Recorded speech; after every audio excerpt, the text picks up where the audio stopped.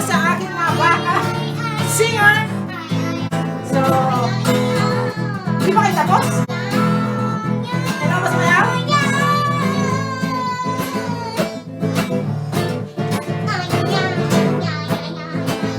Po guys, napagod ang lola nyo sa aming opening number. Ganyan po sila sumuporta. Anyway, hindi na po mauulit. Nandito po ako ngayon para mag-discuss, mag-share, magturo, teacher, mag-share ng konting knowledge o kaalaman pagdating sa paglolobo. So, mula sa basic, sa mga kung anong ginagamit, ang mga techniques, lahat, history, ni Magellan, may kopong-kopong, and everything. So, stay tuned lang po tayo and sagot kita. Now, kung gusto mong maging balloon twister, ito dapat yung una mong pag-aralan. Ano yan?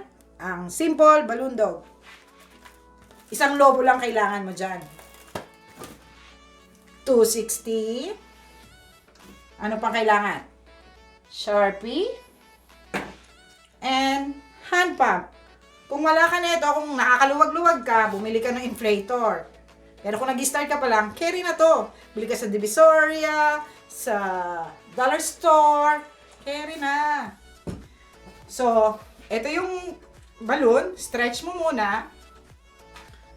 Tapos, mag-pump ka ng 4 na beses. 1, 2, 3, 4. Tapos, mag-squeeze ng konting air. Tapos, itay. Balloon-balloonan. Ganyan. Natali na, right? So, squeeze a little bit. Ngayon, bilang ka ng 4 na finger. Tapos, yan. 4 plus 4. Alam nyo na yung magbilang. Doon sa pang 8, doon ka magsimulang fold. 3-fold balloon dog to, ha? So, pinakamadali. So, ayan. Doon sa pang 4, squeeze mo. And then, turn. 1, 2, 3. So, yan na siya. Kita? Ngayon, 4 ulit. 4 plus 4. Nagmat kayo, di ba? Fold mo ulit doon. So, 8 yan, right? Squeeze mo sa pang-4. Then, turn.